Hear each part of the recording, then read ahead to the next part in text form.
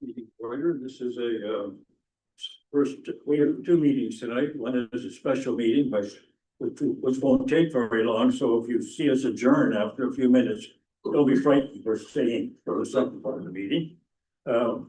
First meeting is a special meeting. First of all, are there any declarations of community interests? I wanted a special meeting. That we have a for very long. For which meeting? First meeting or second? We're doing the special meeting right now. Okay, we're not, I'm not there, man, not for that. Okay, so thank you. So, well, the action item is a memo concerning the electronic participation in meetings. We have a resolution. That the memo entitled Electronic Participation in Meetings Procedural Bylaw Amendment be received for information. That the board gives 3 readings to and approves bylaw number 2025-01 being a bylaw to amend the bylaw 2018-01 being a bylaw to establish a policy to govern the calling, place, and proceedings of the East Elgin Community Complex Board of Management.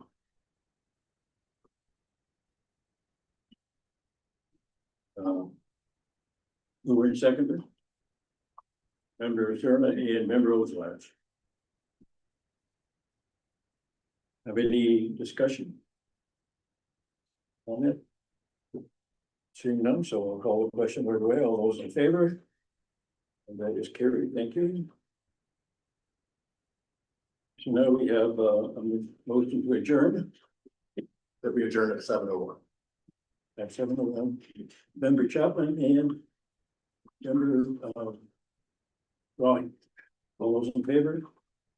That is carried. Thank you very much.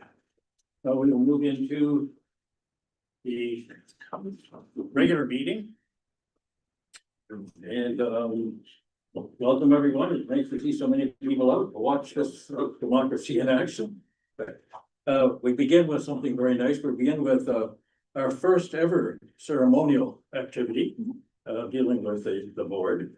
And so the procedure will be co-chair Giger and myself will be up at the podium and we will introduce what this is all about, and then we will call some names and we'll ask you to come up and receive your award.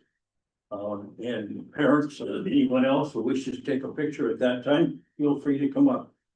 I think maybe we say this again.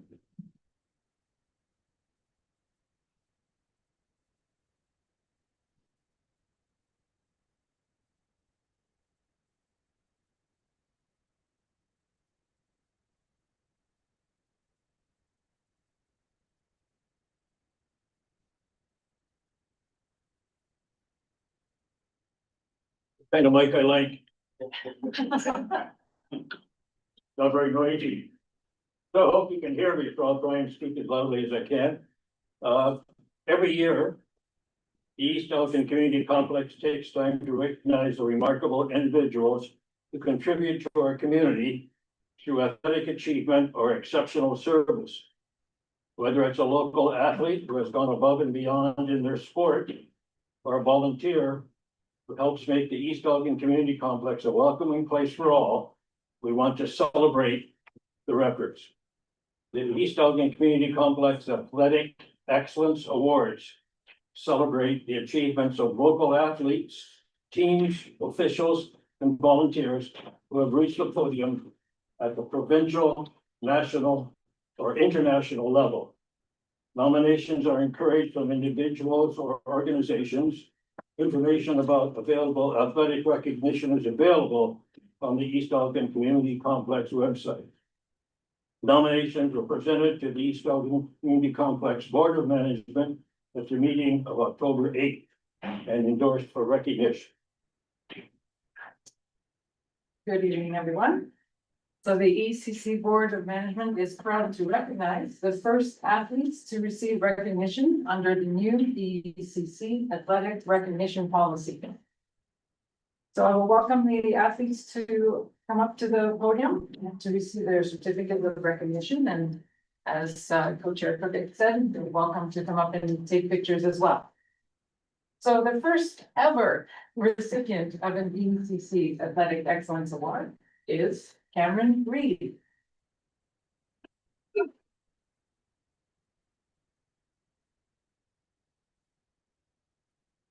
No, Cameron's in Kitchener, yes, Cameron's in Kitchener, so I'm a small. Okay. So they two. Gather together for a moment. There we go. Wait. Wow. Thank you.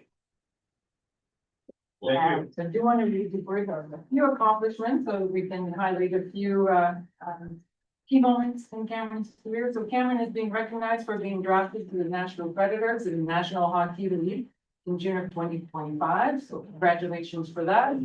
Prior to that, he was selected in the first round of the 21st overall draft pick from the OHL, the Kitchener Rangers. And he was the first round pick to the OHL, 10th overall in 2023. 2 years later, Cam is now a first round pick to the National Hockey League. Congratulations.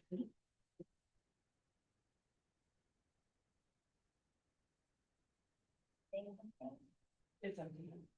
Oh, You're the first ever. Cameron- so- oh, yeah, great. Cameron called me before I left, and he's much better at public speaking than I am now, but he said to please thank the board for recognizing him, and he always likes to thank the community for his continued support. So his whole community means a lot. Thank you.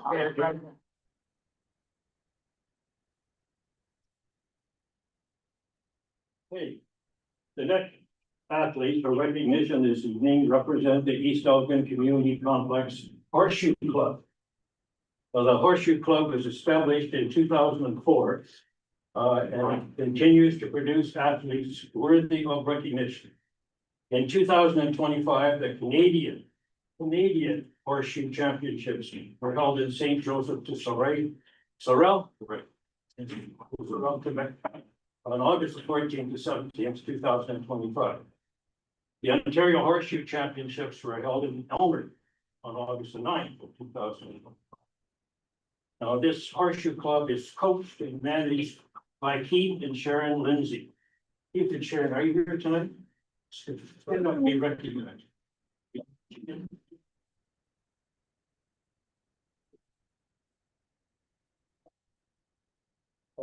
So we'll begin with the Canadian Horseshoe Championships Cadet Girls first place and the Ontario Horseshoe Championships Cadet Girls first place, Deirdre Cantona.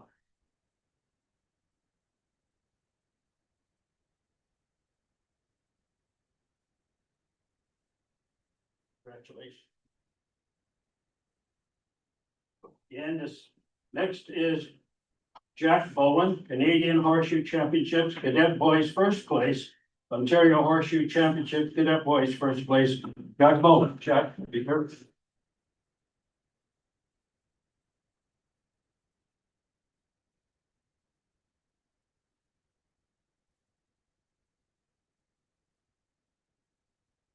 Next is Claire Bowen, Canadian Horseshoe Championship Junior Girls first place and Ontario Horseshoe Championships Junior Girls second place. Claire.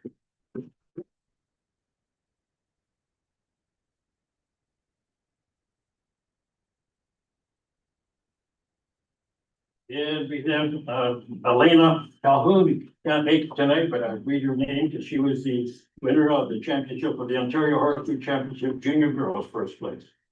Then and Emma Bowen of the Ontario Horseshoe Championship Junior Girls third place. I think there's a family member.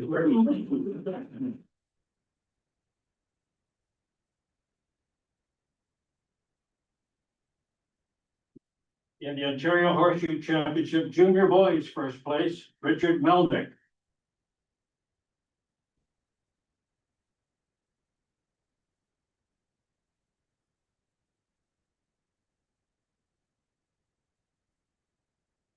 The Ontario Horseshoe Championship Junior Boys second place, Everett Hindmarsh.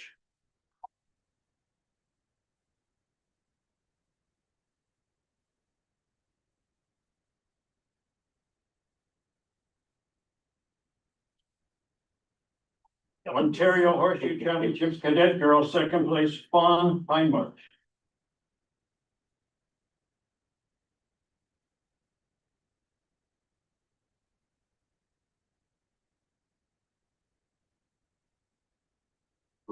The Ontario Horseshoe Championship Junior Boys third place, Caden Very much.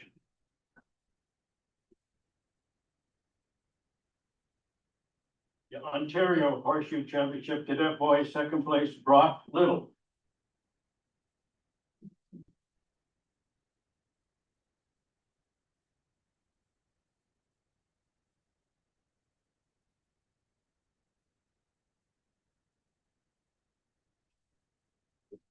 And Ontario Horseshoe Championships Cadet Boys, third place, Quentin Feinbush.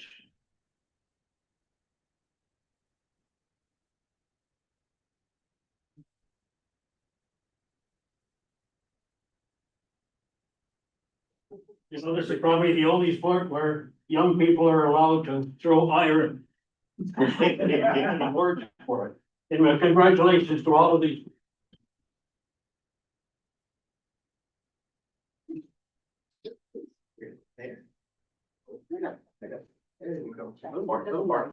There we go. Fine. And then you could come right up here. And you, actually on this side would be good. I'm actually gonna put both from the back row. Yeah, there. Just makes the caption easier to write. Sorry. And go this way, and there we go, right there. That's good. Just a little bit closer together in front. There we go. And that's good. Come forward a little bit. There we go. Come forward. That's it. Actually, I'm gonna have you come forward and then just in a little bit. Like, there we go. Perfect. You guys know what you're doing. It's like I've done this before with you. Part of the I'm doing it separate. separate. Yeah. I'm not gonna cheap out on the photos. There we go, like this way, and smile. Wow, everybody is smiling. Well, you are smiling. Okay, I'll give you that. Thank you very much, everybody. Can you folks stay there for a second? Some parents want to. Now they won't have to buy a paper.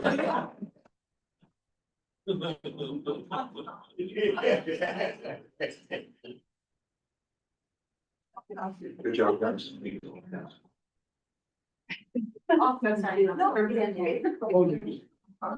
Bro, remember? Both the line, bro. So. Are we? Yeah.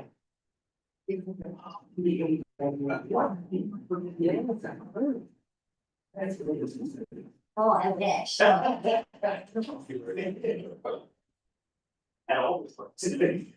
Mother, okay. Yes.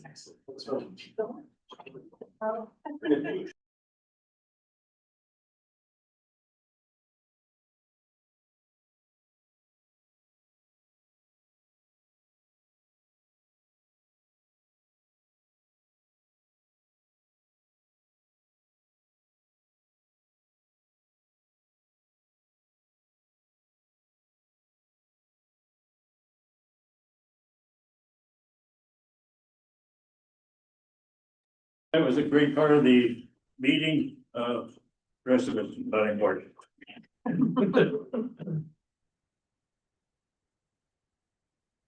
Item 2, confirmation of the agenda, resolution.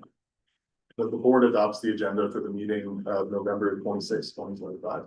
Mover and seconder, Deputy Mayor Barber and Councillor, and Chief Councillor, Wilson, sorry. All those in favor? That's carried. Well, thank you. Some declaration of pecuniary interest. Is there any? Item 6.2A. I'll abstain for voting on that one. And the member associated with the engineering firm. Thank you. Okay, so at that point, we can excuse them. So that.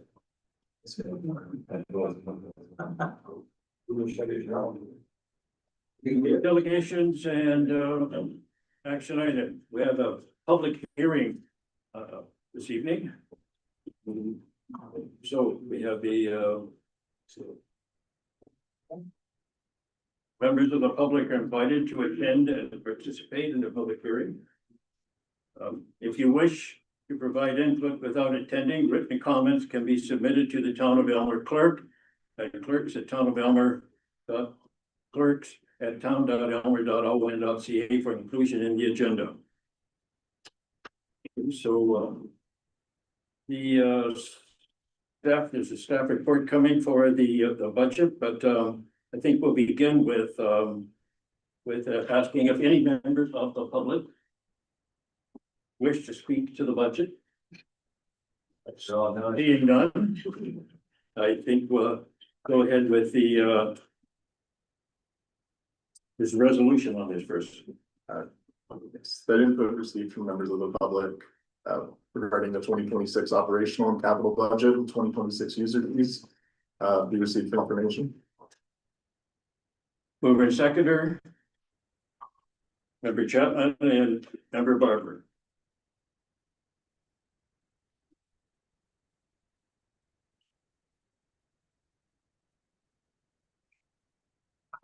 We have a staff report that goes with first. Show. Oh, wait, sorry. I'm still at the ceremony part of this. I think all those in favor. That's carried. Thank you. Staff report. That report EECC 19-25 entitled EECC Operational and Capital Budget 2026 be received for information.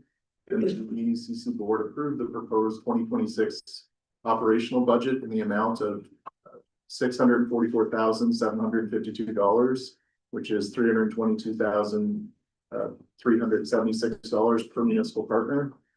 And that the EECC board approved the roll forward of prior approved 2025 carry forward projects to 2026 at year end.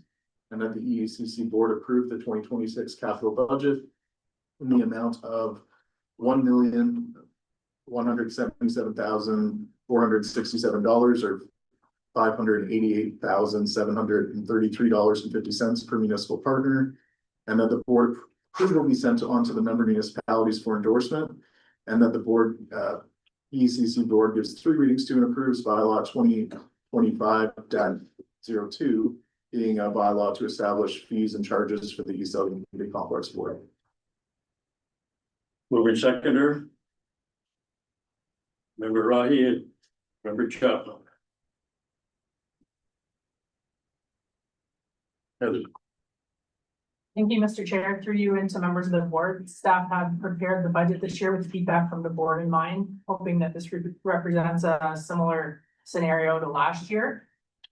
So adjustments were included for labor, insurance increases based on the capital investment.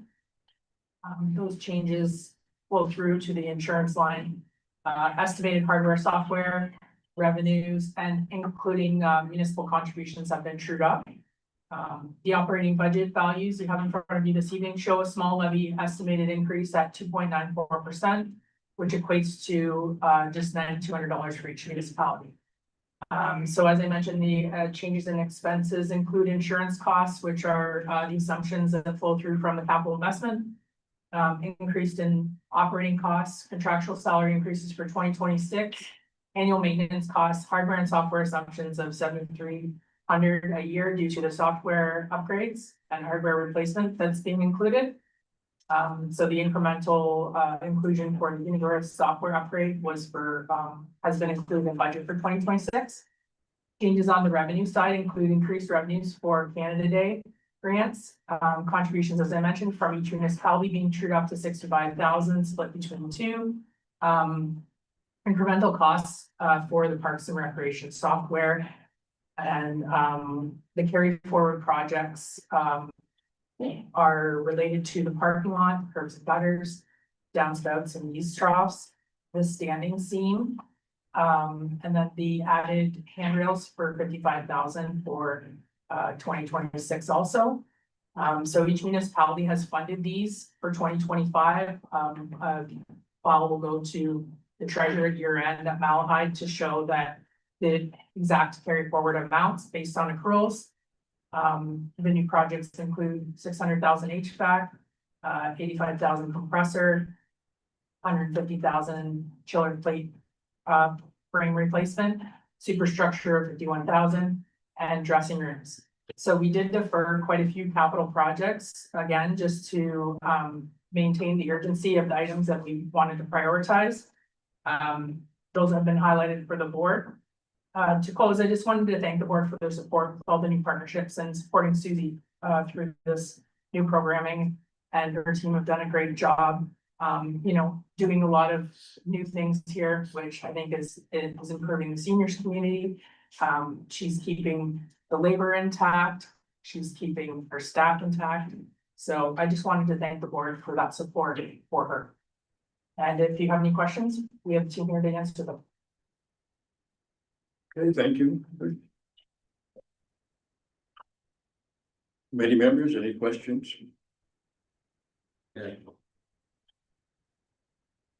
Member Widner? Yes, thank you. Just have a couple of questions. We carry forward costs, is that what the previous to the higher for each municipality? You've named quite a few carry forward costs, so that would drive that higher. The carry forward costs for capital through the chair, to Member Whitner, are related to the capital investment, not through the operating budget. So the capital investment that we funded in 2025 that each municipality planned to fund in 2025 has been already set aside based on their funding strategy, probably most likely in Malahite's case through reserves. That's what Helmer does. So that amount will just have to carry forward at year end to fund again for next year. There's no incremental increase in any of those projects that we're aware of right now. So I don't anticipate any incremental costs for those other than the handrails that were added on after the fact. But nothing's changed since the files have been sent to the treasurer in August and September of 2025. Okay, so I know we're going from 322 to 580 for each municipality. Oh, sorry. Through the mayor or through the chair to Mr. Winter.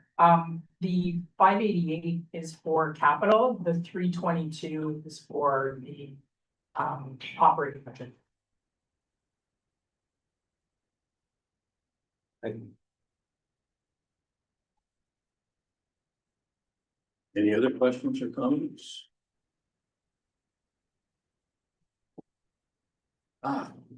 Member DeRosier. It's coming to us like somewhere. Thank you, Mr. Chair. Can you hear me fine? Can you hear me okay? Yes. Yes. I'm just seeking clarification on two of capital items from staff, which is the superstructure support framing as well as the dressing rooms and lockers.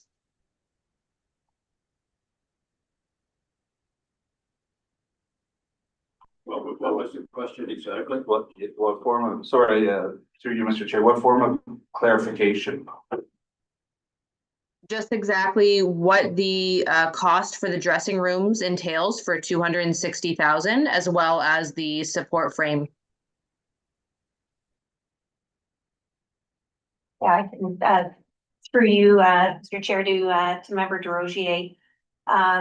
The support structure is to replace any deterioration in our interior building framing, so anything that might compromise the structure. It'll be sandblasted, repainted, touched up. You'll notice little places of deterioration around the building where you'll see rust spots, so that's to support the integrity of the structure of the building. So something that maybe to the naked eye you wouldn't see often, but it'll certainly improve the longevity of the building. And just to address the change rooms, so the Lions share of the cost with the change rooms, and subsequent to former meetings when a similar question was asked, I dug a little deeper into this. Most of that is skate tile. It's quite expensive, but the durable surfacing on the floor, the purchase of it, the installation of it, but it also includes replacement of fixtures and plumbing and updating. So it certainly isn't, we're not looking for a champagne budget here, but it's really making modernizing and updating and our existing facility. Another question? Thank you, Mr. Chair. Just with the dressing rooms, the only point I would like to put on public record is that, being a family who frequents hockey arenas in our area, such as the Western Fair Arena, the Dorchester Arena, Belmont, Port Stanley, many of the skate tiles in these facilities have the same bubbling that ours have. And when I asked staff from those facilities whether or not they were planning to replace, they told me it was due to the moisture. And that basically it doesn't matter if you replace the tiling or not, you're going to see the same bubbling basically come to the surface every 5 years, just due to the moisture and the nature of the building itself. So I would just caution this board that I personally, I don't think the skate tile replacement is necessary. I think it's a necessary cost at this time. And that if you look at any other facilities in this area, they all have the same type of bubbling within their flooring. So just putting that out there. I'll leave the direction with the rest of the board. Thank you.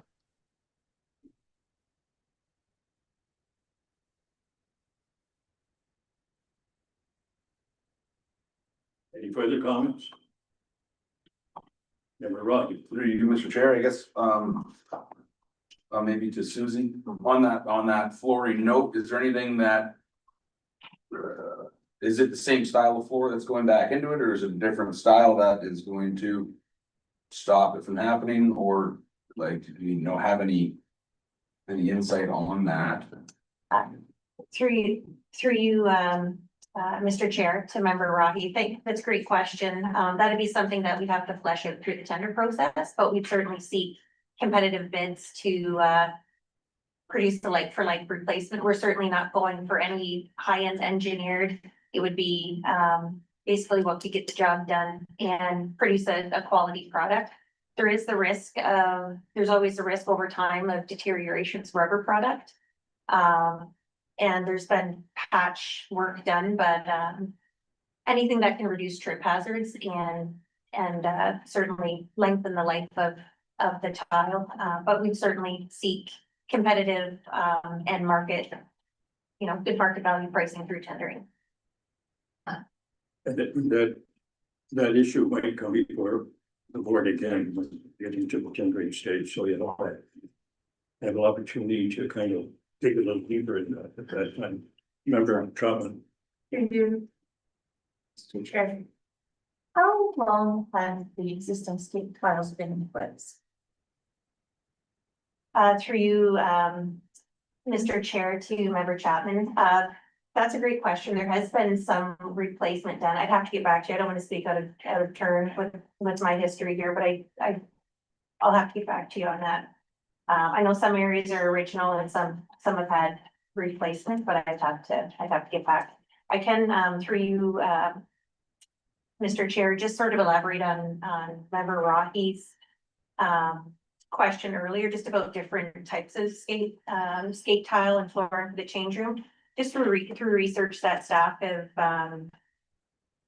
undertaken between board meetings through member or surrounding municipalities. There's different qualities and different standards. Your skate tile can go from $7.50 a square feet to $23.50 a square foot. Just depending on, the product you're looking for. If you want something with a longer life, obviously you're gonna end up paying higher in pricing, but through tendering, we could ask for a variety of options that the board could then select from, but there is a range, just like in any gauge of product you look for.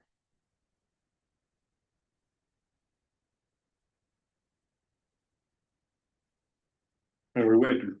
Yes, thank you, Mr. Chair. I just have a question on superstructure support framing. Like, what are we getting for 51,000? Like, and we viewed though, that just the surface truss at the bottom of it will clean when we made it. Are we anticipating some structural problems? Because I think we are, but it seems like a lot of money for a touch-up paint job. So maybe you can explain that.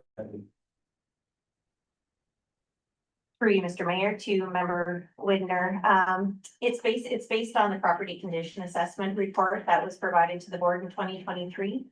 So again, it would be put out for based on the recommendations from the report through that sort of deep surface dive into the building. It would be tendering to repair the deficiencies that were noted in the report.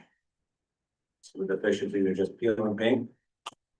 I have to dig a little bit deeper into the report, but a lot of it is, it could be rust inhibiting, and just remedying some of those interior structural. Not cutting out pieces of beams and replacing, it would be repairing kind of some surface work, So it'll be tendered then. yes.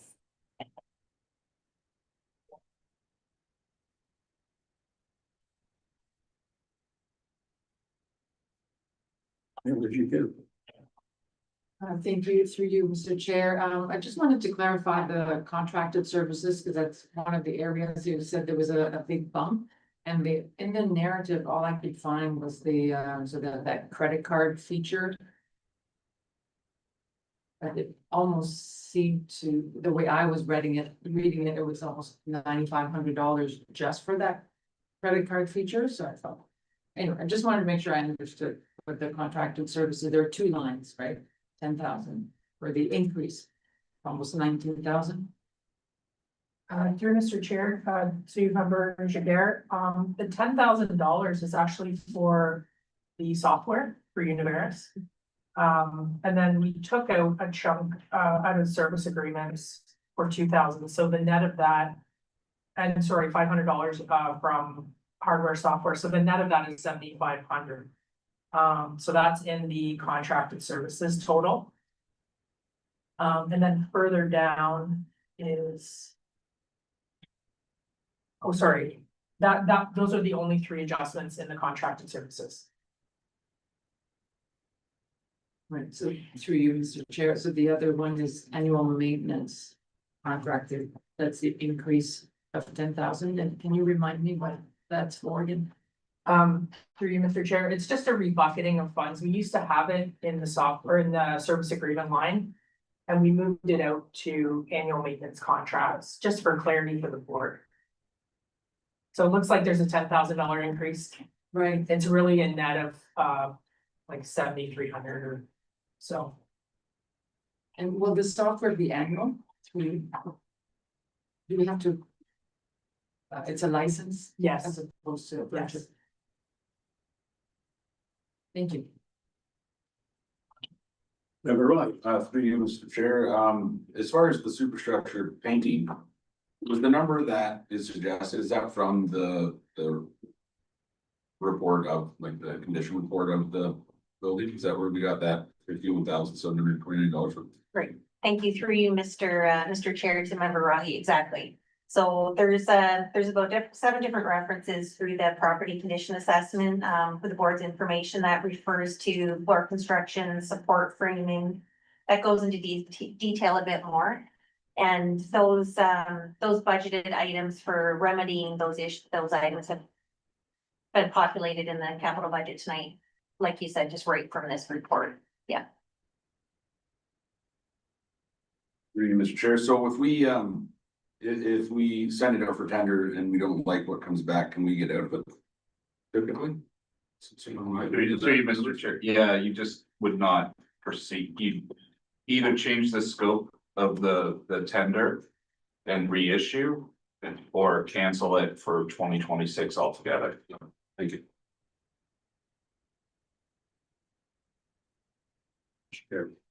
Thank you, Mr. Chair, through you, so would, at the time of going to tender, could we invite anyone interested to actually assess for themselves the condition? Or would they go? Because sometimes I refer, there's creative solutions when they come and look and say, well, I know the consultant, the engineer recommended X, but maybe there's another solution, or would they just take whatever report was created by the consultant? Through you, Mr. Chair, through to member Jaguar, quite often, we're very careful to align ourselves properly with the procurement policy, and not preclude any quality vendors from bidding on projects, but we'll often do a deep dive based on the information provided, with any reports or condition analysis, through local experts in the field to make sure that we're on the right track. And again, if it comes back and the board is not satisfied with the result, we have the opportunity to cancel. We built that right into the tender document. So we do try to make sure that we're asking for exactly what we want before we publish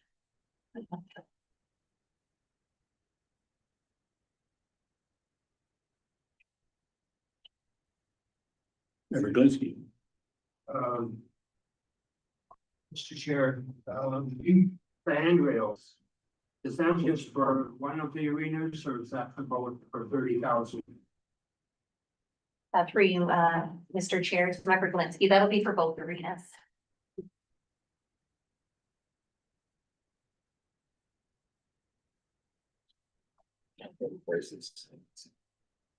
Okay, seeing nothing further, call the question. All those in favor of the resolution? Opposed? It's carried. Item 5, approval of previous minutes of resolution. The board approves the minutes of the October 8th meeting of the East Dublin Community Complex. The word seconder. Member Oslach and member Cerna. Any addition? Corrections, comments? Seeing none, all those in favor? That's carried. Item 6.1, staff report, manager of parks and recreation. HVAC. Resolution. That report EECC 20-25 entitled request for tender HVAC RTU 12.5 to 20 ton be received for information. And that staff be directed to proceed with advertising a request for tender for replacement of the 12.5 to 20 ton HVAC RTU at the East Dublin Community Complex. Moving seconder. Member Glinsky and member Wilson. Report. Thank you through you, Mr. Chair, to members of the board. So this report before you tonight discusses the next phase of the HVAC replacements at the complex. This phase includes the larger 12.5 to about 25 ton rooftop units, which are scheduled for replacement in the 2026 capital budget, and also included in the CSRIF grant funding that we had received. Phase 1, as the board will recall, was completed in the spring of 2025, which included the smaller 4 to 7.5 ton units. These are the remaining units. So there's 4 existing train units and 1 Aeon unit. That's the larger, about 25 ton unit that supplies climate control to the dressing furnace. The other units are standalone units that support halls A, B, and C, and Imperial Hall and the lower lobby. So those are the other train units I was talking about. So staff have prepared a modified request for tender similar to what we have deployed for phase 1. It was successful in phase 1, ensures vendors are evaluated on technical capability before pricing. So in the modified RFT, vendors need to score 75% on the technical evaluation before a sealed financial pricing it is opened. This approach we find maintains service continuity, ensures fairness and transparency, and allows the board to ensure the best value moving forward. So the tender format that's been developed allows vendors to submit optional service agreements for the board's future consideration, which may support long-term operational savings. So there is the opportunity with this tender package now to ask for a service agreement to supply servicing to all of the new units if we like. We might get a little bit of bang for our buck that way. They need to be serviced anyhow. So if we package it in to the folks who are actually supplying the units, we might realize savings there. The current estimated budget for these units is 600,000. And early tendering will help confirm and potentially reduce costs. Staff recommend that the board receive this report and authorize staff to proceed with the RFT. And we're seeking approval tonight to post this tender by year end to award in early 2026. This is also, again, to seek competitive pricing and align ourselves with the CSRIF funding guidelines. It's understood it's about a 6-month wait for some of these units. So by the time we tender an award, have them on site and plan the project, we'll hopefully be in there before this season. You need air conditioning and that May, June sweet spot. So I think we're sitting in pretty good spot kicking this out the door early. Yeah, and with that, I'll take any questions. We're hoping to have it completed spring 2026. Member Glinsky. Mr. Chair, I was looking at going from 12.5 to 20 tons. Is there any reason to go from 12.5 to 20. And does that require, person running it to have special certification, or are they still able to, with the certification they have, operate the 20-ton units? Thank you through you, Mr. Chair, to Member Galinsky. Without being an HVAC specialist, I'm gonna try my best. I'm gonna take a stab at it. But from what I understand, it's just the size of the unit that's required to supply climate control to that area and proper air turnover. So for example, the 17 change room we have, the Aeon unit currently supplies that service to all of those restrooms. It's a massive unit because it handles a ton of air in the building. So different units supply different areas. You'll see the 12.5 ton unit. And the 20-ton unit, then there's 15 and another 12.5. Those just speak to the separate units at service hall A, B, C in the lower lobby. So just based on the installation and the original engineering, that's just the size of the unit is required to do the job. And internally, it's exactly what we have now. They're like for like replacements, so it doesn't require any additional certifications or training for staff or engineering studies or anything. Would there be any savings in staying with the 12.5 as opposed to the 20-ton unit? Thank you through you, Mr. Chair. These are the size of the units that are required to provide the HVAC services in the building. So, yeah, if we went with a smaller unit, we wouldn't be able to supply proper air handling in the building. We managed for the 12.5. Through you, Mr. Chair, what we're recommending is exactly what we have now. Yeah, so we're not adding any more tonnage or any more, we're just replacing old units that are end of life with new units, so they'll hopefully be a bit more efficient, have more savings.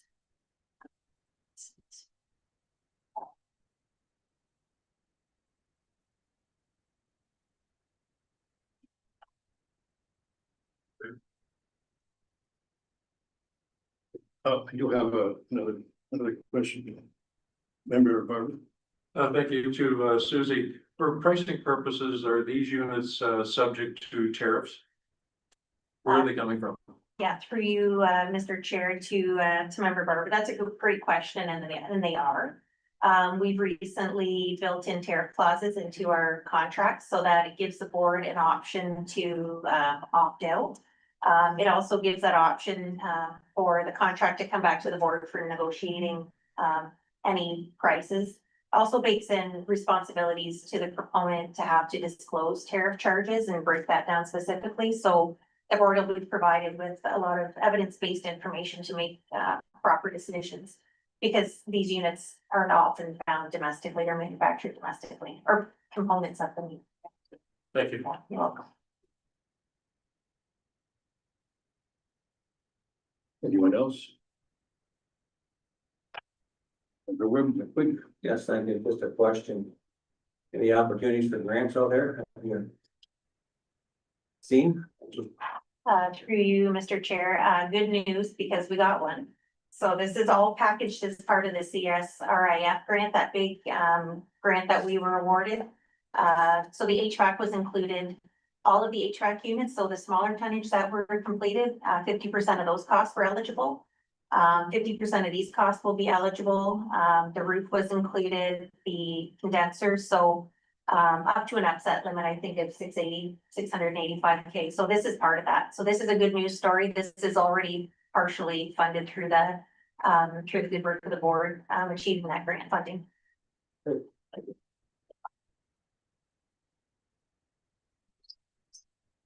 Thank you, Mr. Chair. Just wanted to go back to Mr.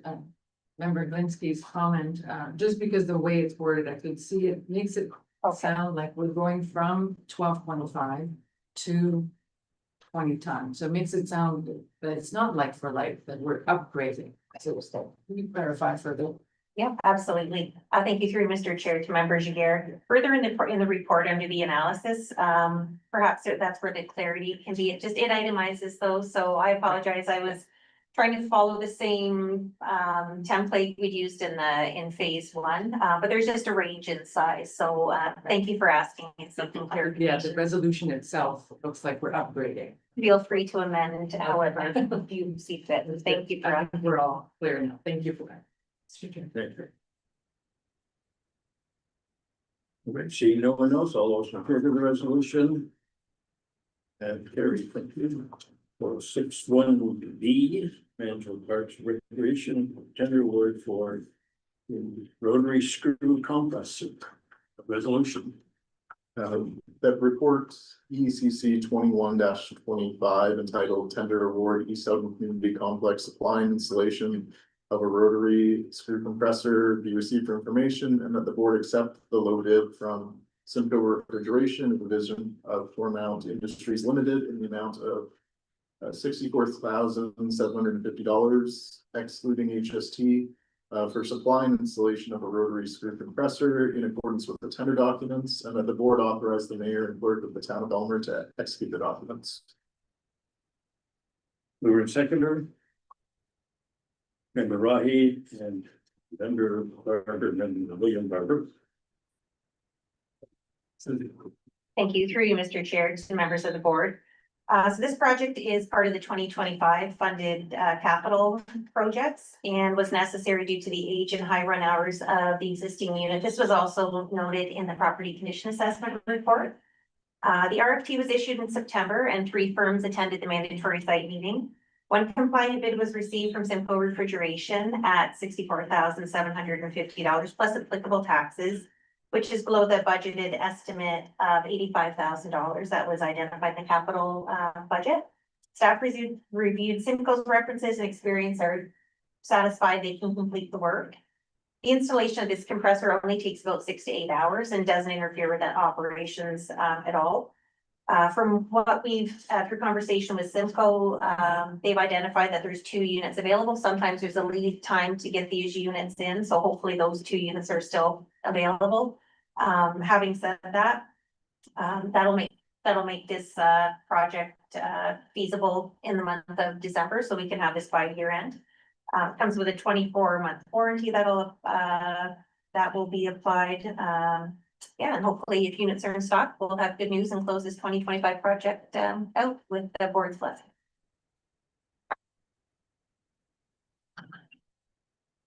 Member Roy. That's for you, Mr. Mayor, to Susie. So is this for 1 unit or 2 units?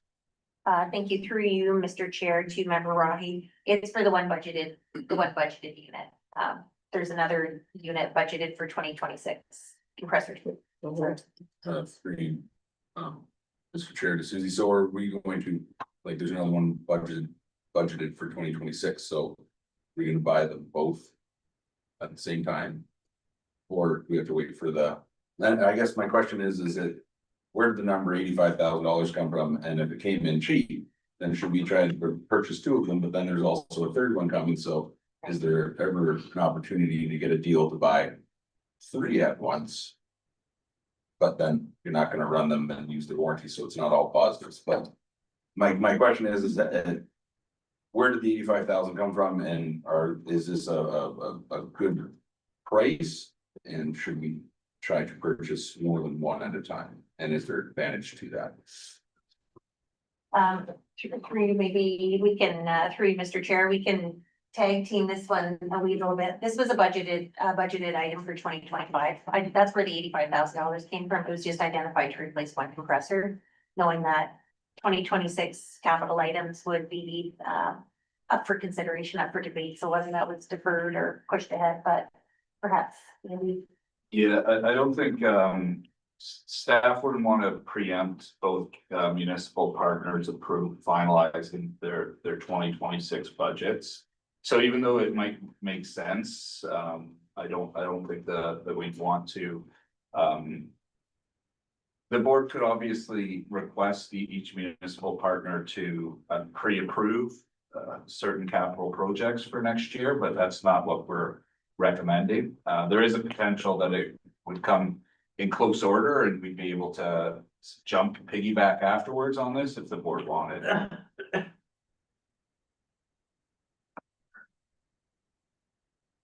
Anyone else? Seeing none, all those in favor of the resolution? That is carried, thank you. Item C.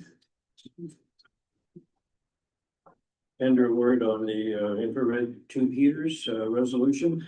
That report EECC 22-25 entitled Tender Award Supply and Installation of the Single Stage and Flared Tube or Arena Heaters be received for information.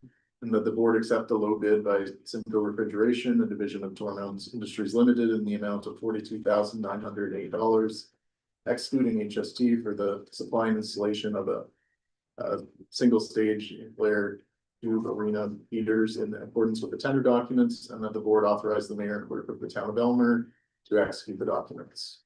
Mover seconder. Member Oslach and member Blinsky. Thank you through you, Mr. Chair, to members of the board. This is another project, another identified 2025 capital project. And as the board will recall, initially only one set of 4 heaters was identified in the 2025 capital budget, and 4 other heaters were identified in the 2026. That was advanced to try to hopefully get positive results in tendering. So this project really speaks to the comfortable overhead heaters and the spectator seating areas of both rinks. Some are locked out, they're not usable right now. Apparently there's about a 10 to 15 year lifespan. These are original to the building and some are still operational. So we certainly got our money's worth out of these. This tender was posted in October. We had 7 companies come to the mandatory site meeting. 2 compliant bids were received. This was a low bid tender that we had posted. Simcoe Refrigeration came in with a low bid at $42,908, well below the combined budget estimate of $89,000. So we had approximately $44,000 budgeted for each arena. This project includes removing the 8 existing heaters and installing 8 new single stage 30-foot heaters, so 4 in each rink, with all the electrical gas approvals and inspections that are required. The work is hopefully expected to start mid-December. It's a domestic product that we're looking to install through Superior Radiant. I believe they're Stony Creek. Looking for substantial completion January 30th to keep people comfortable in the building. And we're not expected to significantly impact any programming at all. Lifts can come out onto the ice and work overhead. We can certainly work within our operational hours to make sure the work is completed. And staff are happy to answer any questions you might have. Members? Member Whitner? Thank you, Mr. Chair. Just a question, heater, we have now single stage or dual stage, so is it like for like, or will we upgrade and downgrade? Thank you through Mr. Chair to member Whitner. They're single stage, so we're maintaining but getting some more efficiency and some newer technology in the products. We have single stage now. Yeah, electric and gas fired. Interesting. And dual stage. There's advantages and disadvantages. I'm sorry, member Wilson, so I missed it. Mine was just more of a comment. It's just hard to believe that Americans make air conditioners that Canadians make heaters.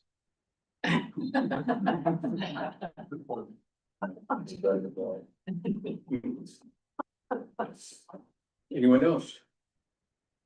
Seeing none, all those in favor? That's carried, thank you. Item D, the arcade style games extension resolution. That report EECC 23-25 entitled Arcade Style Games Trial Extension and Procurement be received for information. And that the board approved staff to execute an extension of the agreement with Vending Canada for the provision of arcade games until May 30th, 2026. And that the board directs staff to advertise an expression of interest for a 1-year term to begin June 1st, 2026 for the provision of arcade style games with the option to renew 1 additional year. Moving seconder. Member Rahi and member Barber, Mayor Barber. Susie. Thanks. through you, Mr. Chair, to members of the board, this is the last report, I promise. But this is also good news. Through the initiative of the board, the installation of the arcade style games in the lower lobby has generated some passive income. I think at the last board meeting, I've reported on September's revenue was about $360. October was slightly lower, as noted in the report. Just there was some vandalism noted that was quickly addressed by the Vending Canada.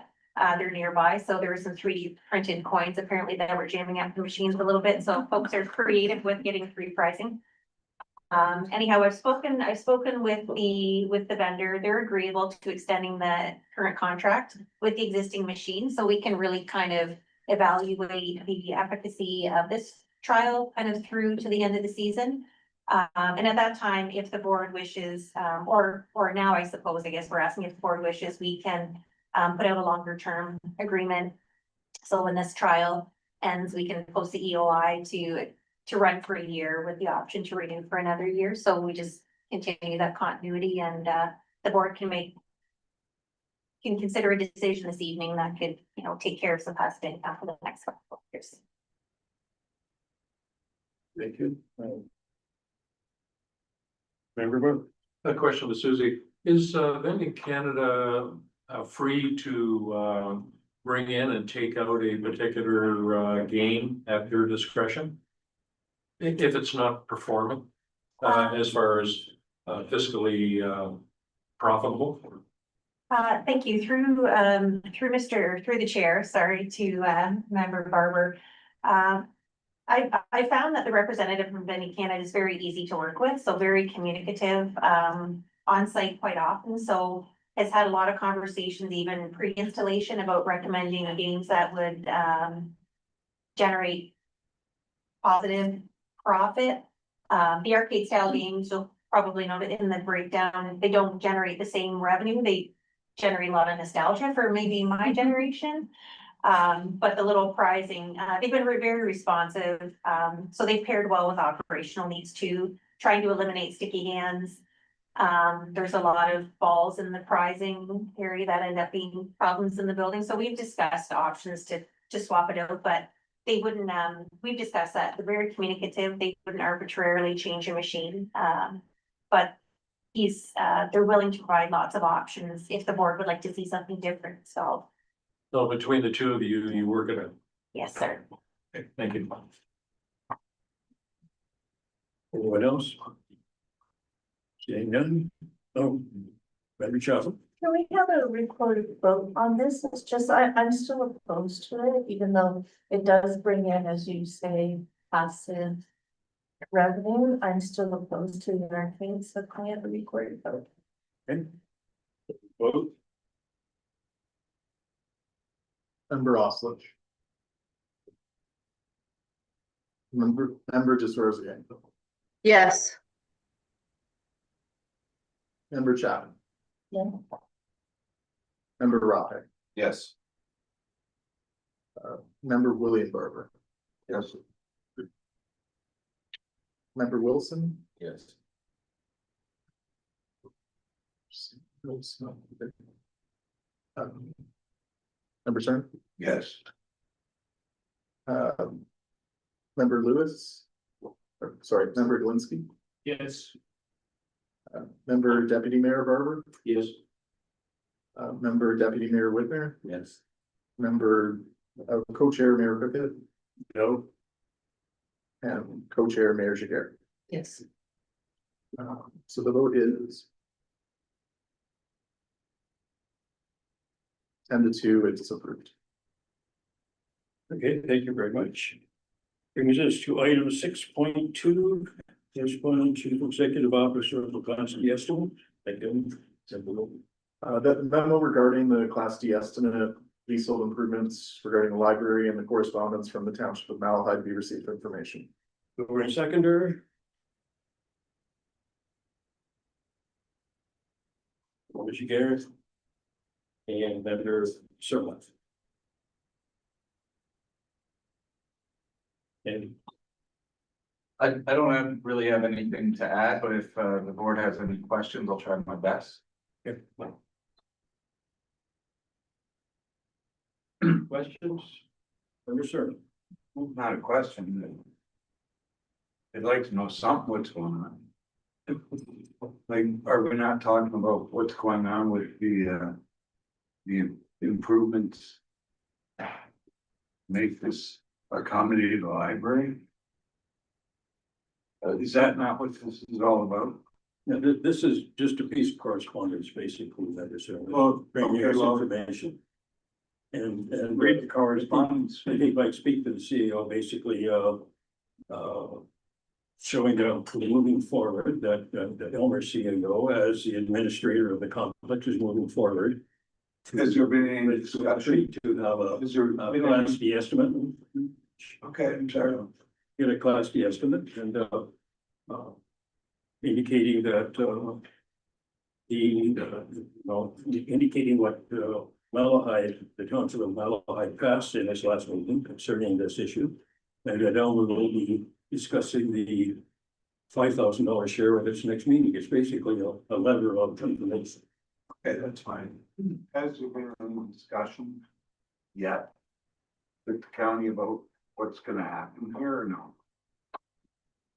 Through you, Mr. Chair, so at this stage, Spring and Associates is in part of the work that they've been engaged to do is consult with the county on the Class D estimate.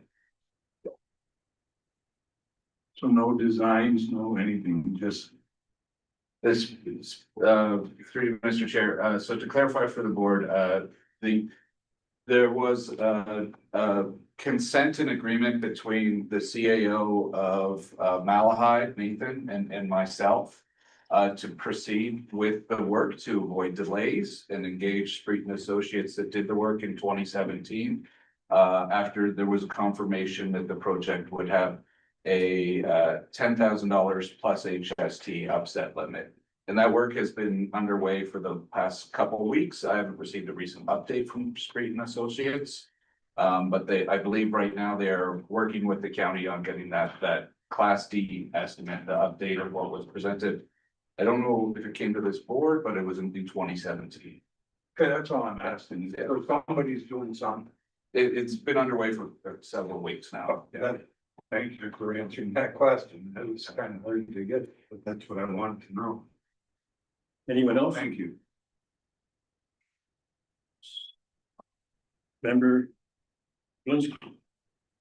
Mr. Chair, even though I'm not in favor of this, why are we doing this again? Because, in 2017, that, Street or somebody already did some kind of work to develop, what a library downstairs would look like. And if they did, are those plans no longer any good? Why are we, and if they are still good, why are we reinventing the wheel? Well, basically, basically, the last meeting of the board asked us to do that. There's a resolution specifically asked us to get a Class D estimate again. So that's why we're doing it. Through you, Mr. Chair, and but I think the request was that, with the assumption that things have changed since the original drawing. And it's like the cost and perhaps some design requirements, the accessibility legislation, and so we needed a refresh. So I agree with you.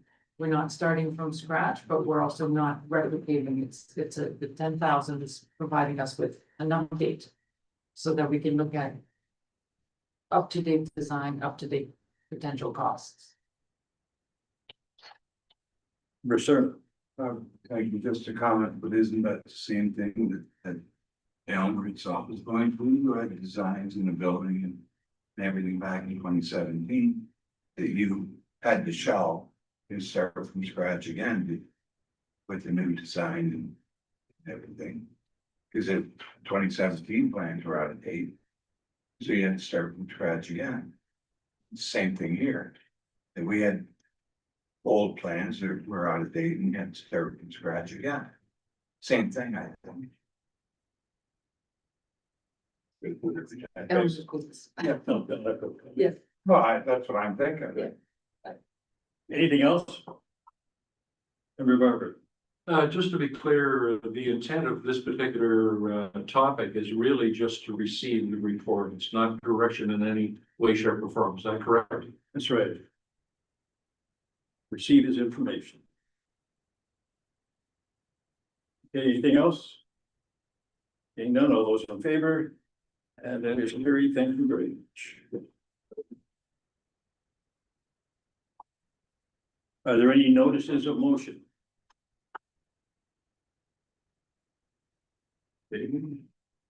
Are there any inquiries by members? No closed session, we have a motion to adjourn. That the committee, or sorry, that the board now adjourn at 8:05. Mover and seconder, member Cerna and member Whitner. All those in favor? Carried. Have a good evening, ladies and gentlemen.